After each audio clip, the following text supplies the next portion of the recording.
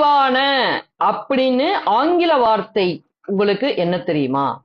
பகுத்தறிவான அப்படிங்கிற தமிழ் வார்த்தைக்கு எதிரான ஆங்கில பதம். எதிரானனா ஆங்கில மொழியில உள்ளது. யோசிச்சிட்டீங்களா? சொல்லிட்டுமா? ரேஷனல். ஸ்பெல்லிங் தானே, சொல்லிட்டா போச்சு. RATIONAL,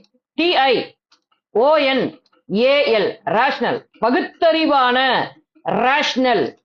உண்மை செலவு, இதுக்கான ஆங்கில வார்த்தை தெரியுமா? உண்மை செலவு. Real cost, real cost. REALCOST, உண்மை செலவு. Real cost.